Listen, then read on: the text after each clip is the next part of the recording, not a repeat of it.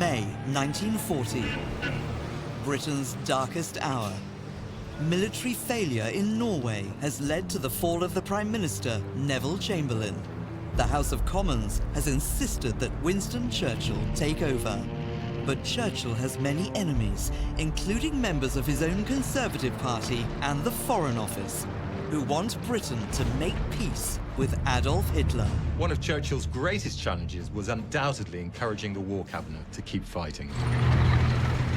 On the same day that Churchill becomes Prime Minister, Germany invades France. The British Expeditionary Force is sent to help the French. But Churchill worries the French lack the will to fight. If France surrenders and the Expeditionary Force is captured, many Americans believe that Britain will be finished. Without American support, Hitler's 1,000-year Reich will reign supreme over Europe. So the war would have been over for Britain, and we probably would be living in a world so different today we wouldn't even recognize it. As the French army falls back, the British are cut off and surrounded at the port of Dunkirk. All is lost. If the British Expeditionary Force were not brought back, they would either be captured or slaughtered, and that would be the end of the war. This is the incredible story of how Churchill fought on against Hitler and so continued with the Allies to victory.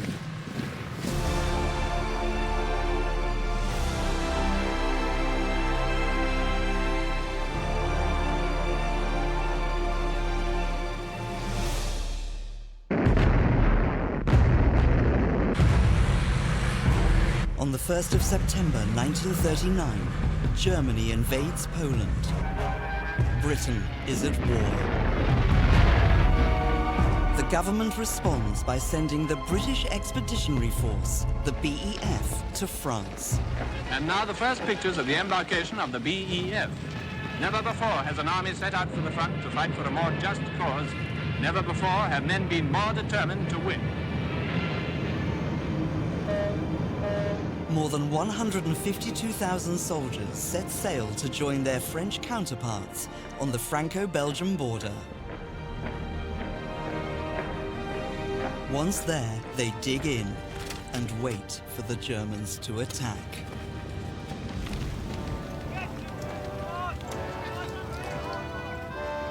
And they're kind of waiting for something to happen. Although they knew it was going to start, waiting made them really complacent. And still they go on waiting. Already by this stage, the war was being called the phony war. Some called it the Boer War because it was boring. So they need to be kept busy. There's training going on. People are going back for Christmas. They're going back on leave. You know, there was a lot of football played. It could be, you know, entertainments where people come and put on acts and put on shows.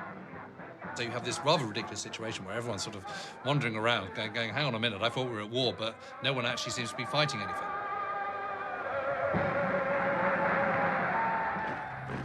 But war is coming.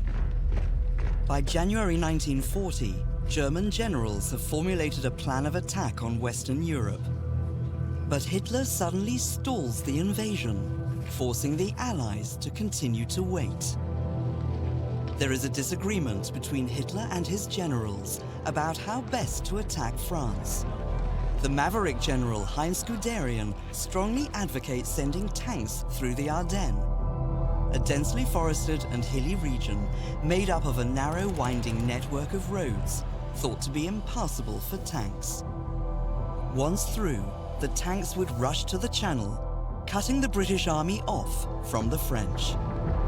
But it's too radical for the German High Command, who reject the plan. Until, on the 10th of January, a German plane carrying a military officer is flying to Cologne. It crash lands in a field outside the Belgian town of Mechelen. On the plane are top-secret documents for Hitler's plan for the invasion of Western Europe. The secret plans, which are now in the hands of the Allies, reveal the Germans will invade Holland and Belgium from the north before sweeping into France. Hitler's immediate reaction to discovering that the plans for the invasion of France had been discovered would have been one of absolute fury.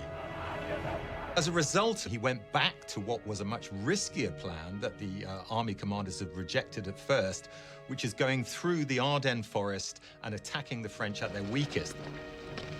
They go over to something which is much more audacious, much more risky, but which absolutely sets the scene for the war that's coming. On the 10th of May 1940, the Germans unleashed their forces on Western Europe.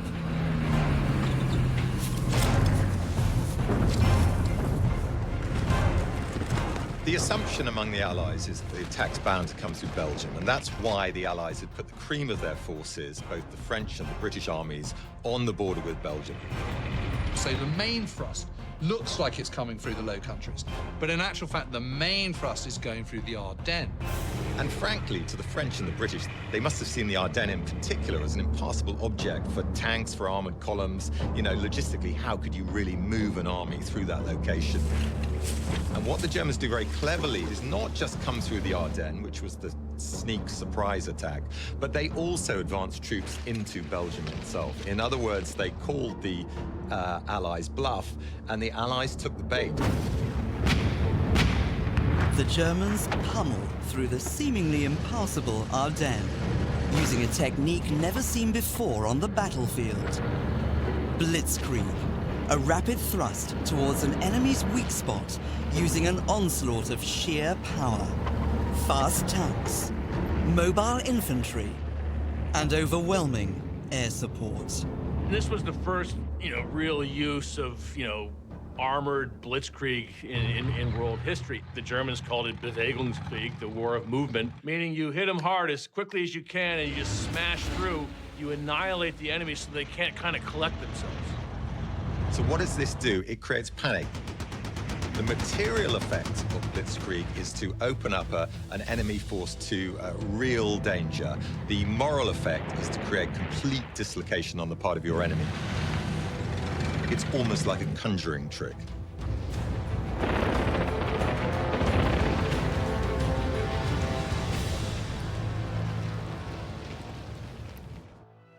The architect of the plan, General Heinz Guderian, leads the German panzer divisions through the Ardennes.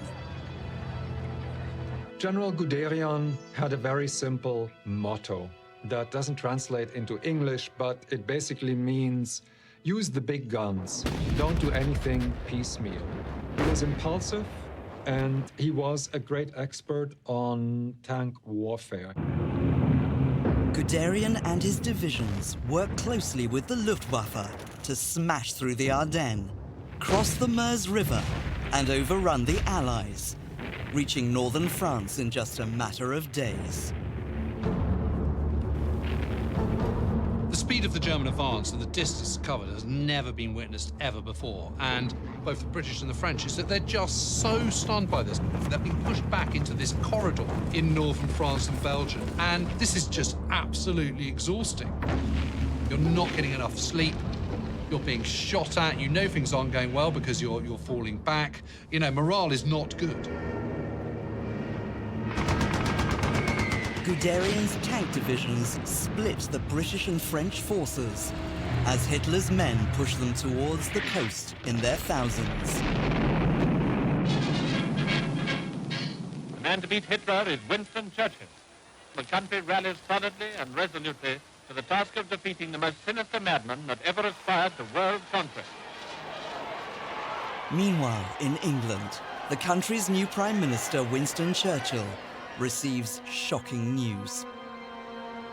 He gets a phone call from Reynaud, the French Prime Minister, on the 15th of May, in which he says, the battle is lost. This is 5 days into the fighting against the Germans.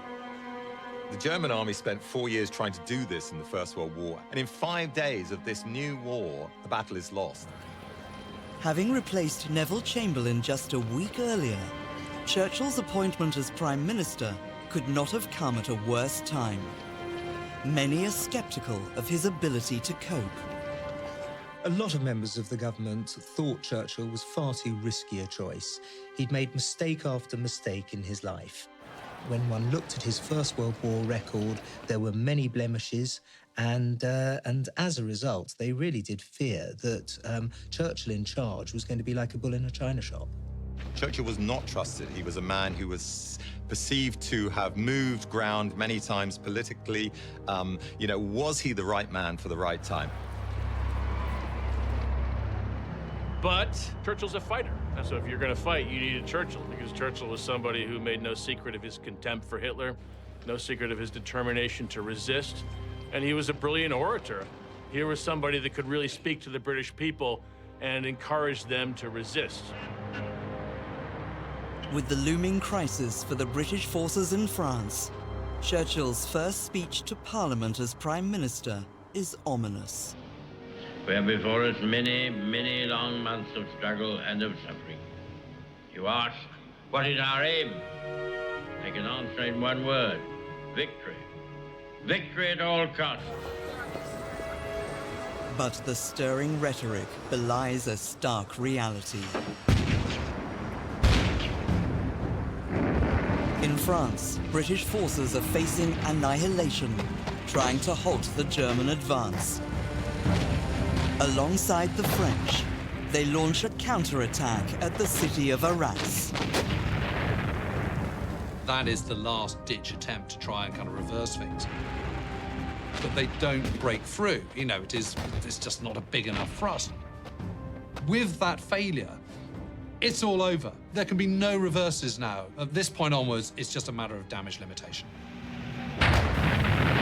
With Allied casualties and surrenders reaching well over 500,000, the British Expeditionary Force is becoming encircled by the Germans and have their backs against the coast.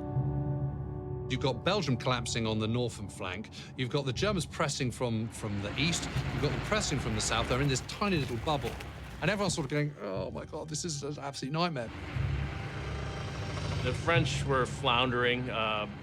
Morale was poor. French army's units were collapsing in the face of these German attacks, and the British saw themselves basically shackled to a corpse. As the German onslaught continues to overwhelm the Allies, Churchill flies to Paris to meet with Prime Minister Paul Reynaud and the French High Command. The reason he's doing that is so that he can try and get the French War Committee to try and kind of stiffen their resolve. Go, come on, keep going. There's got to be a solution to this. Don't be defeatist. Don't throw in the towel yet. But Reynaud tells Churchill that the situation is hopeless and warns that his cabinet colleagues wish to start peace talks with Hitler. With Hitler's men gaining ground, the British Expeditionary Force are retreating towards the coast in droves. It's really a race against time for the Germans. They have the cream of the Allied armies in a trap, and they're not going to let them out of that trap. So they really felt like we will destroy the British and the French army here on the beach, and we will have won a decisive victory we couldn't even dream of a couple of years ago. As thousands of Allied troops rush towards safety, thousands of others are ordered to block the German advance on Dunkirk by defending key positions such as Calais. Every hour that they managed to save at Calais was invaluable up at Dunkirk. Commanding the Allied troops is 41-year-old Brigadier Claude Nicholson. Churchill sent a telegram to Nicholson in Calais saying that the eyes of the Empire are upon you. To have that sent to you when you're a commander, really, it meant that you just could not surrender.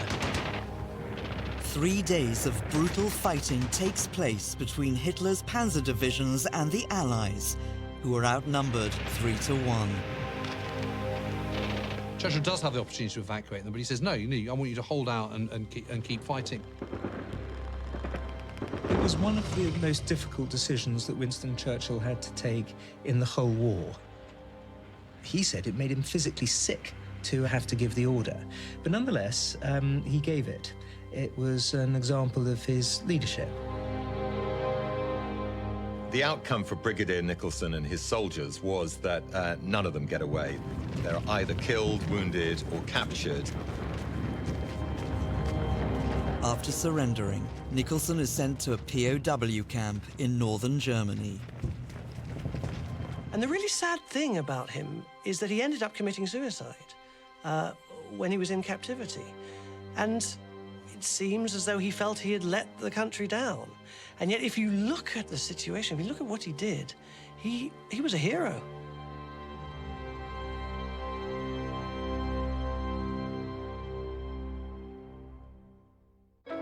After returning from France, Churchill meets with his war cabinet in London.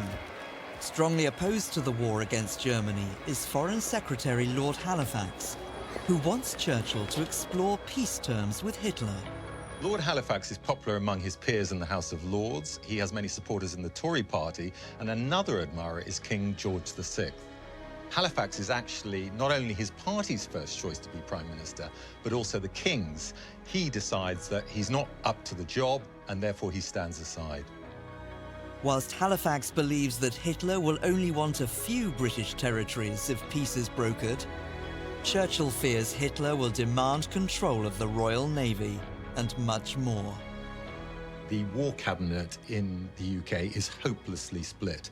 And the reason it's split is because there are people in it like Halifax who are great realists and think, well, the war can't be won now, we need to start negotiations. And there are also diehards, of course, like Churchill, who feel we've got to keep fighting to the end. And if we don't, what we'll get out of this will be worse than if we keep going. On the 25th of May, with no authorization from the war cabinet, Halifax meets the Italian ambassador at the Foreign Office and asks whether Italy might mediate a ceasefire with Germany.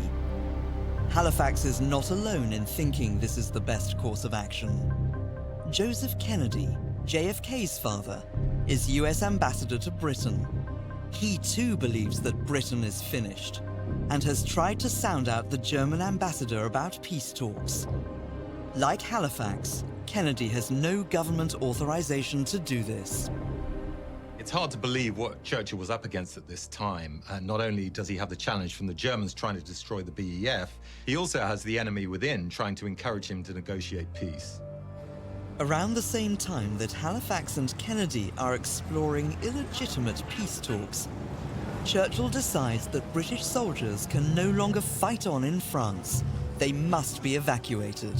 The British haven't really got any choice in the matter, because it's either kind of ferry themselves back across the Channel back to Britain and safety, or put their hands up in the air and become prisoners of war.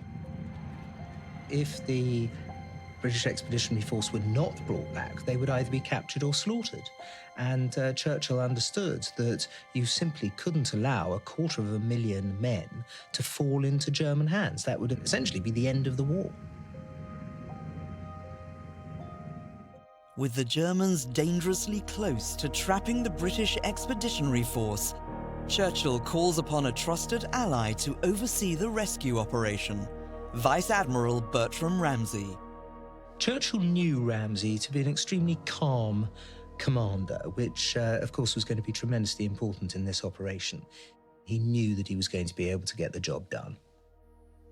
From officers situated deep in the tunnels beneath Dover Castle, Ramsay and his team begin planning the evacuation, codenamed Operation Dynamo. When Ramsay is looking at how to get the British Expeditionary Force away, well, initially, he can see these three large ports: Boulogne, Calais, Dunkirk. So that's how it's going to be done. Within days, the German Air Force annihilate the ports at Boulogne and Calais. Through a process of elimination, Boulogne, Calais are lost. It becomes only Dunkirk that can be used, so there really was no choice in the matter. And bear in mind that Dunkirk was a big, a very busy port. So, you know, there was a lot of scope for evacuating the British Expeditionary Force from such an active port. Situated near the border of France and Belgium, and 40 miles from the English coast, Ramsay instructs a large fleet of Royal Navy ships ranging from destroyers to gunboats to prepare to head for Dunkirk. By now, over 300,000 Allied soldiers are fleeing towards the beach, hoping to be rescued. But with the Germans quickly closing in, the clock is ticking. I mean, the expectation is that they've probably got 48 hours at most before the Germans completely cut them off. And in 48 hours, the expectation is, if they're lucky, they'll manage to get 45,000 men away. So these were best case scenarios. This is the largest coastal evacuation, in history up to this point. Frankly, it must have looked almost impossible that they were going to pull it off. With just 48 hours to go, the Royal Navy ships get straight to work.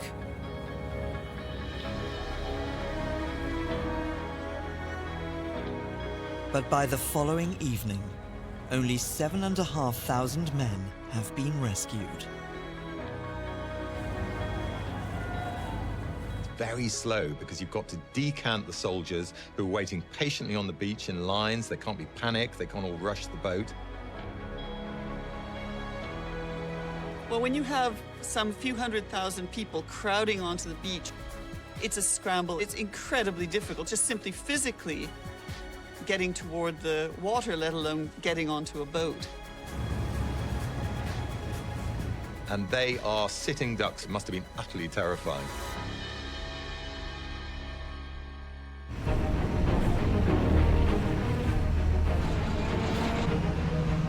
Hitler's panzers are now within a matter of miles of Dunkirk when they receive extraordinary news from German High Command. An order goes out to halt the panzers. And at the front, they're all absolutely spitting about this. Like, what? You know, we're just crossing the canal. You can't make us halt now. One of the first to receive the news is Heinz Guderian. Guderian was rushing towards the channel, and then he gets an order to say the panzer attack has to stop. And he's really furious. When you're going forward, attacking, and you see the enemies fleeing, then you get some rush of enthusiasm. And when an order arrives that you should stop, you don't understand why. One of the reasons the halt order is actually put in place is to allow the infantry who've been lagging behind the armor to catch up. They were thinking, we've got another battle to fight against the remaining French armies, and we need to keep as many of our panzers intact as possible.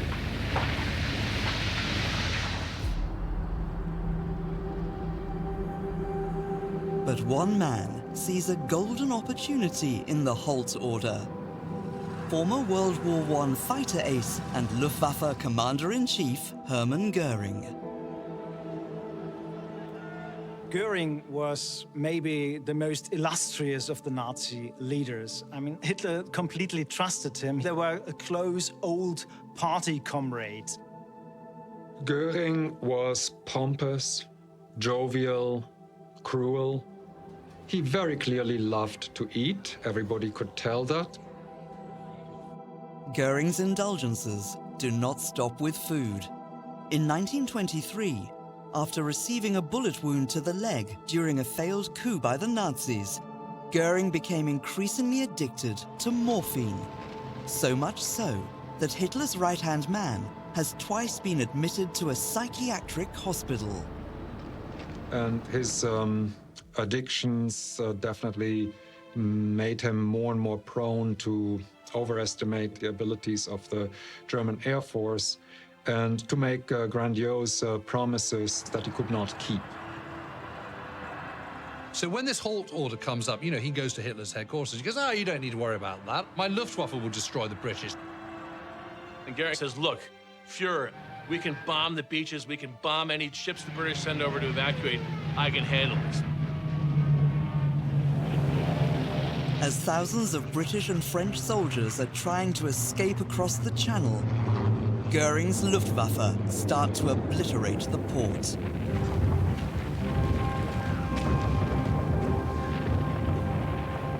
Dunkirk was absolutely in disarray. I mean, it had been bombed heavily, port was on fire and destroyed, sort of dead civilians in the street, electricity's down, running water's down.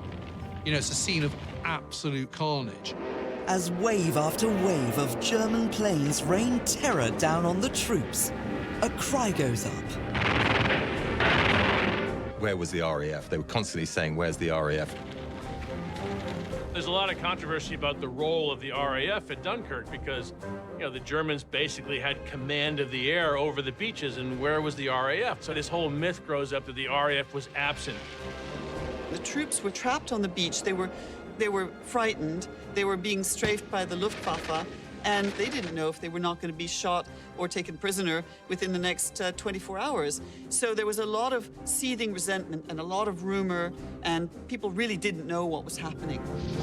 As resentment grows amongst the troops towards the RAF, so too does their desperation to get home. But with Dunkirk's port completely destroyed, the Allies are stranded. The problem you've got if you're on the beach is how you actually get from the sand to a boat. And, you know, big ships, which is what's really going to take the numbers back to Britain, you know, they can't berth onto the sand. It meant that the British had to think of new ways to get ships into Dunkirk to pull those troops out. With no simple way of getting off the beaches, the Allies are facing imminent capture or death at the hands of the Nazis. From his office deep beneath Dover Castle, Ramsay knows he's running out of time to get the troops home. Desperate for a lifeline, the Navy makes an urgent appeal. The Royal Navy got the message out by using various different methods. It used newsreels in cinemas, it used radio broadcasts on the BBC, and they also actually began to phone around the various shipyards. The specific detail of what they wanted was really quite brief. They were asking for motor yachts, at least 30 feet in length, and if you had one of those, you were to report to the Admiralty. All kinds of small ships ended up in Dunkirk. You had motor launches, you had yachts, you had sailing boats, you had fishing boats. But the fact was that anything that could be pressed into service was pressed into service, and they were all needed.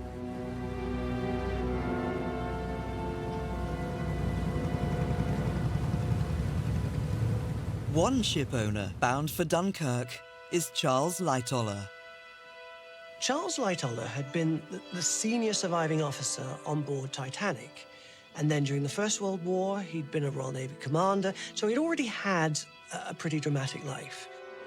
Lightoller owns a motor yacht named the Sundowner, recently requisitioned by the Navy and due to be sailed to Dunkirk by Royal Navy crew. He wasn't having that. He was going to take Sundowner himself. If it was going to be done, he was going to do it. So he got together one of his sons and a Sea Scout, and the three of them went across on this little motor launch. As Sundowner rushes towards Dunkirk, along with hundreds of other little ships, Goering's Luftwaffe refuses to give up. For the troops trapped on the beaches, resentment towards the seemingly absent RAF is growing. The problem is that a lot of people in Dunkirk didn't see them, and if they didn't witness them with their own eyes, they didn't believe they were there, and they didn't believe that they'd done the job they needed to do. Little do the troops know that high above the beaches, the RAF are battling hard against the mighty Luftwaffe. On the first day alone, over 250 sorties are flown over the port. The reason they weren't always seen is because they were either above the cloud cover or, more relevant, they were actually fighting German fighters away from the actual beachhead. The trick for the RAF is to keep the Germans away from Dunkirk, not to fight them over the actual battlefield. The perception that the RAF didn't do anything is really unfair and incorrect as well. And of course, with hindsight and with much more historical knowledge, now we know how much they were really doing. Over the course of the evacuation, the RAF manages to down up to 240 enemy aircraft, losing 106 fighter planes of their own. The Battle of France saw 1,500 airmen captured, wounded, or killed. But those on the beaches know nothing of this.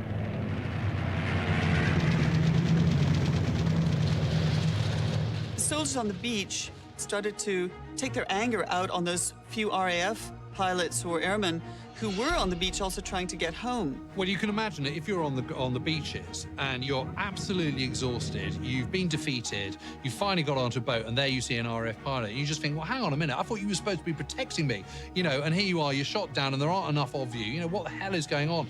So a lot of the RAF pilots got a lot of grief for this. RAF pilot and squadron commander Anthony Bartley recalls the challenges he and his fellow pilots faced. The British soldiers were very antagonistic towards the Air Force. In fact, a fighter pilot that I knew, he was shot down, Dunkirk, went in the sea, and he swam out to a boat, and a Navy chap said, "Get back, I'm not picking up you bastards. We're only picking up the soldiers." Oh, there was a lot of antagonism. Meanwhile, by the 27th of May, thousands more men have crowded onto the beaches, desperate to get home.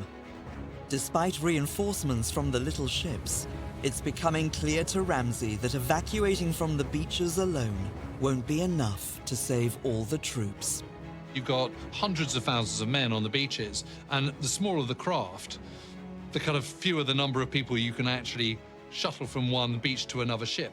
You know, what you want to be doing this is en bulk, en masse. And little ships, by their very nature, don't allow you to do that. This is an absolutely huge undertaking. Ramsay is trying to rescue an army from the clutches of its enemy. And how's he trying to do it? With anything he has, whether they are large naval ships, large civilian ships, small little ships, anything will do, anything can help. So it's makeshift, it's ad hoc, but it's really, really difficult.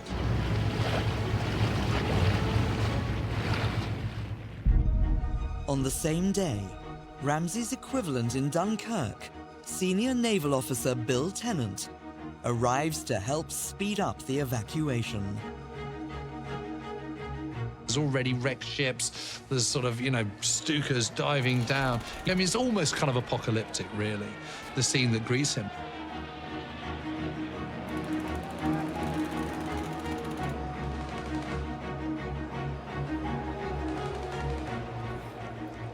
To make matters worse for Tennant and the troops, British High Command have just received word that Hitler has lifted the controversial Halt order.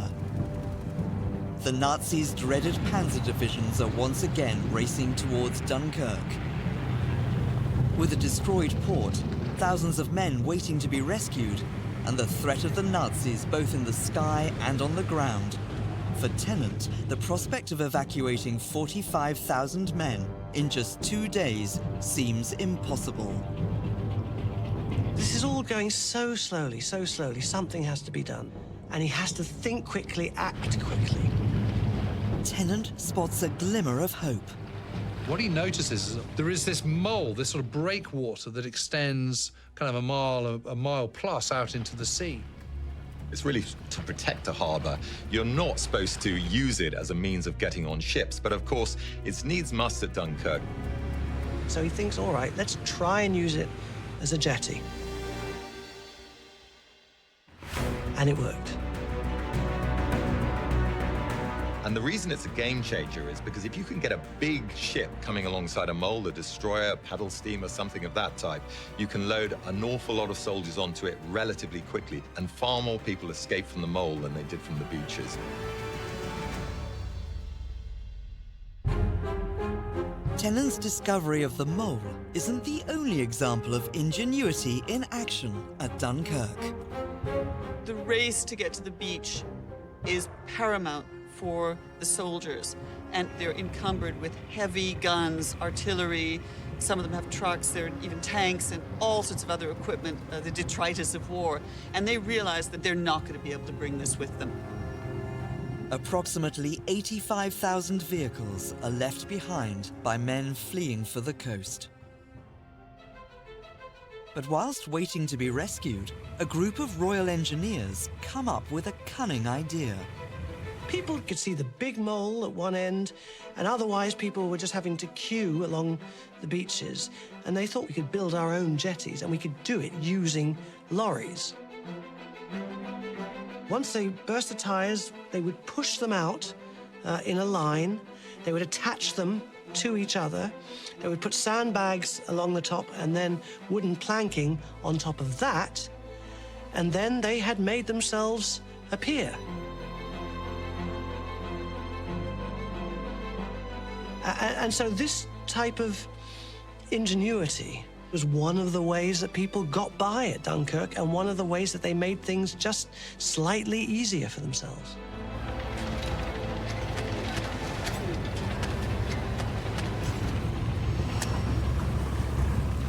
The number of men evacuated from Dunkirk has now more than doubled to over 25,000.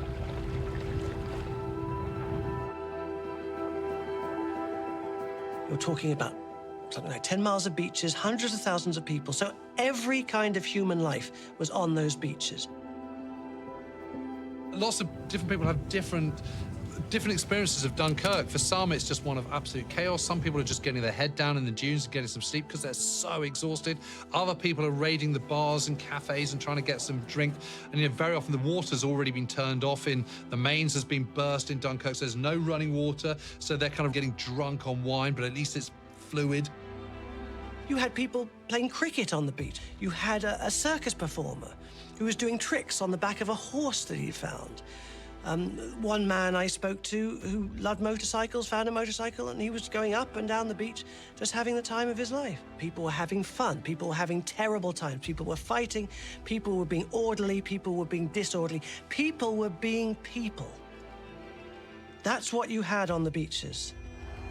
As the evacuees wait to be rescued, in the towns surrounding the port, a battle is raging. Thousands of men are defending the perimeter around Dunkirk. 25 miles in length and 8 miles deep, it's made up of a system of canals and waterways, with the French defending the west and the British in the east. The order to these rearguard units is simple: fight to the last man.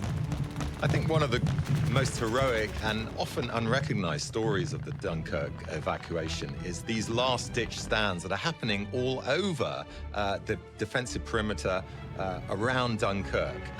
We think of the ships, we think of the heroism of the Navy, and we often forget that a lot of soldiers sacrificed themselves so that their fellows could get away. They were told they were going to be defending this perimeter. They said that wave after wave after wave of soldiers came past them, but that was how it was going to be. They were going to have to sacrifice themselves if it was necessary.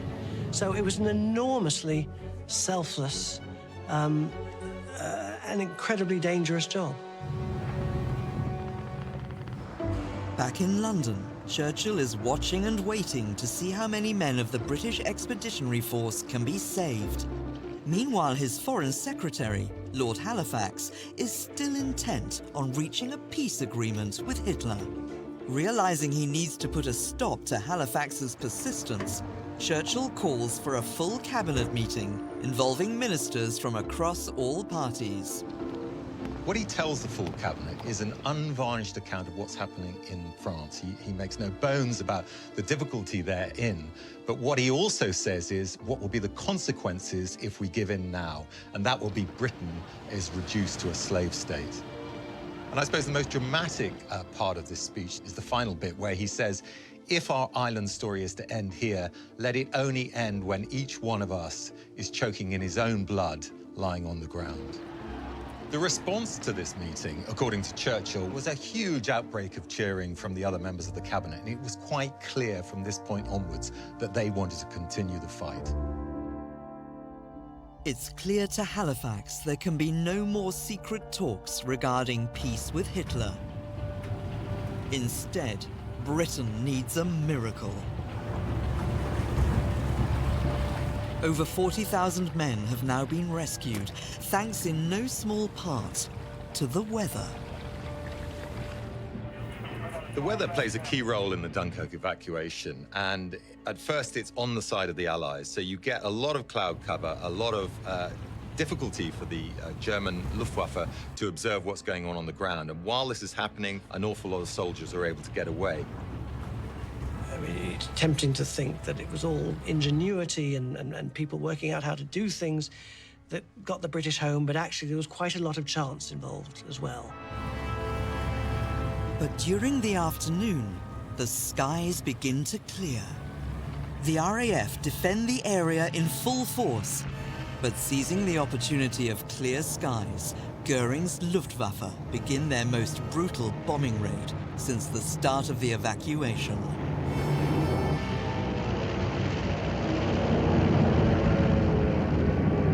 So the situation for the British becomes much more dire when the weather clears, because now you've got the Luftwaffe flying, you know, pretty much unchecked over the beaches and strafing and bombing at will.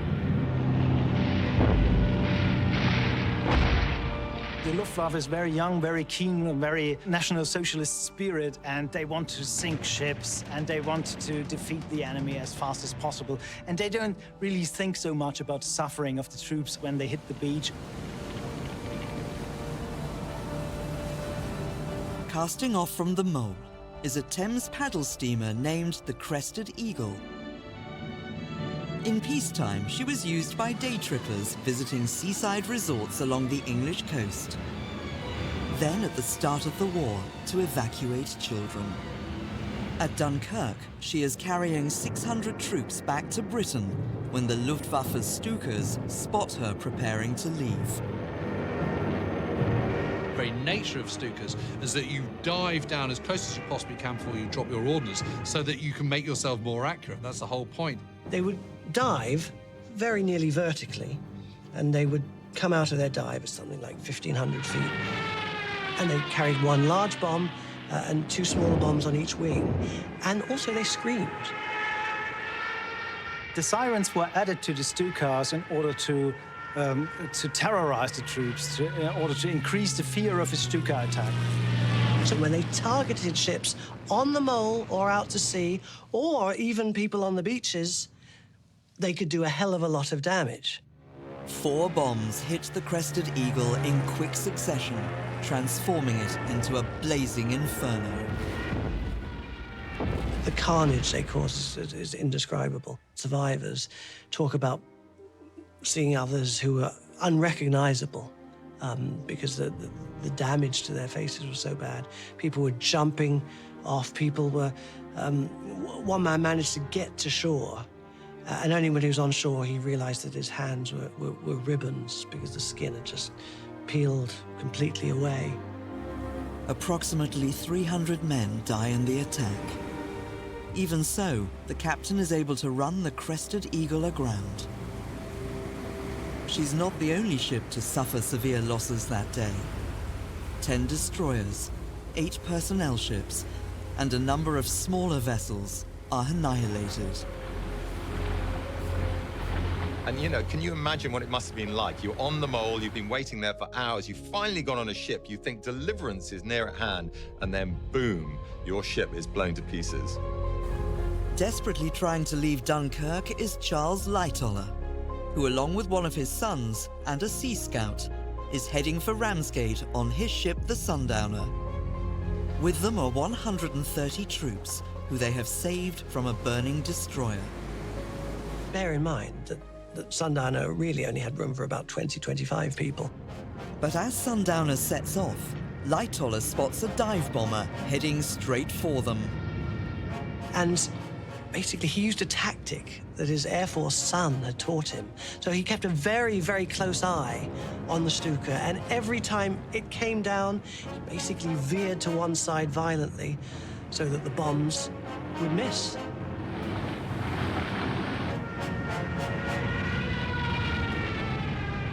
The tactic works.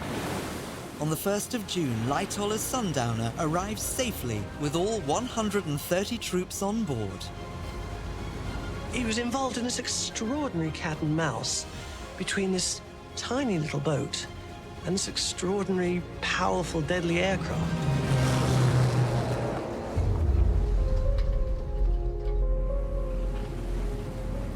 By the evening of the 1st of June, of the 41 destroyers sent to Dunkirk, only 9 remain undamaged. So concerned is Senior Naval Officer Bill Tennant about the mounting casualties that he orders for the remainder of the evacuation to take place at night. 24 hours later, the last ships carrying the British Expeditionary Force begin to leave Dunkirk. Tennant and a colleague scour the beaches for any remaining troops. They go down the whole length of the Dunkirk evacuation beaches with a megaphone going, anyone still there? Anyone still there? And when they don't get a single reply at 11:30 p.m.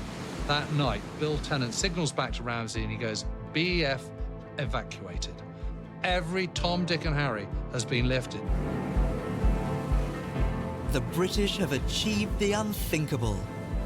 They had originally expected to rescue 45,000 men, but by the 4th of June, almost 340,000 troops had been evacuated from Dunkirk, including over 100,000 French soldiers. The evacuation has often been referred to as the miracle of Dunkirk with good reason, because it should never have happened. It wouldn't have happened without the halt order. It wouldn't have happened without the weather turning against the Germans for most of the time. And it wouldn't have happened, frankly, without the heroism of the Royal Navy and those small ships and those crucial troops holding the perimeter and sacrificing themselves for their others. All of those factors had to be pulled off for what was genuinely a miracle.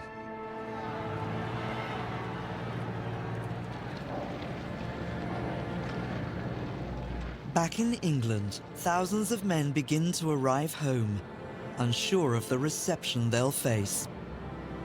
They were afraid that they were going to be met with hostility, that people were going to accuse them of having left or run away, and they were very nervous about it, a lot of them. A lot of these people, remember, hadn't even fired a shot. You know, they'd just gone straight into retreat and got back. They considered themselves the remnants of a defeated army. They thought they had absolutely nothing to be proud of. Lieutenant Ian English recalls coming back to Britain. We were put into a train, and whenever we stopped, people came up with coffee and cigarettes and this sort of thing. And we had evidence of this tremendous euphoria, really, quite unfounded, that we were some sort of heroes and we won some sort of a victory. Amazing, really. It was obvious, really, that we'd been thoroughly beaten. And they were astonished to find that they were very often treated as heroes.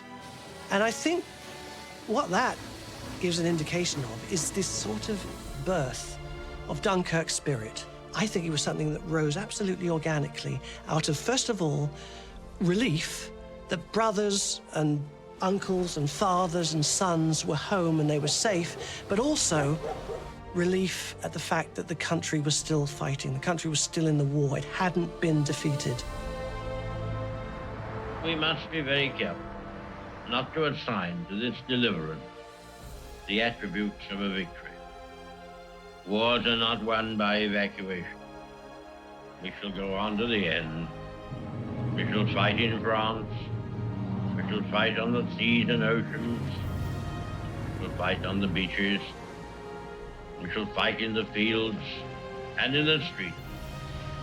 We shall never surrender.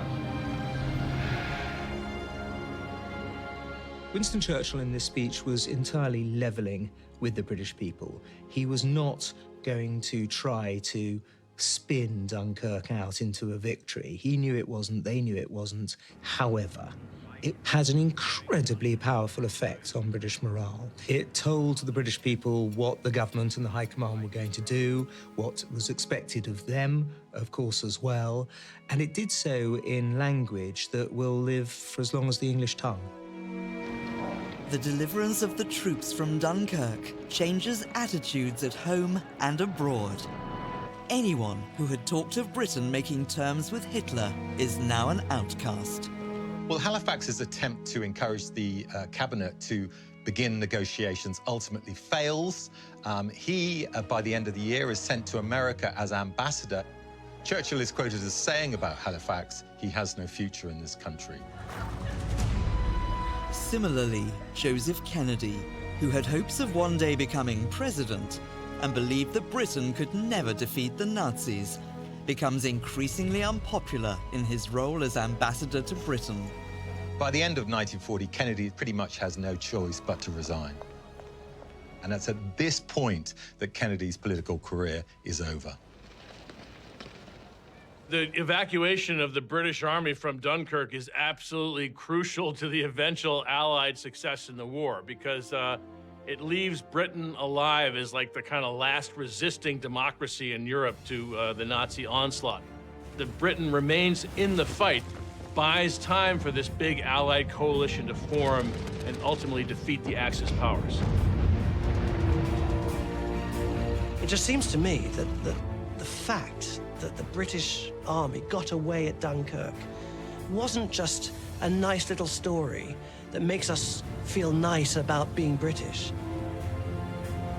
If the British Expeditionary Force hadn't got away at Dunkirk, if it had been taken prisoner, if it had been destroyed, if Britain had gone down at this point, we would be living in a very, very dark world today.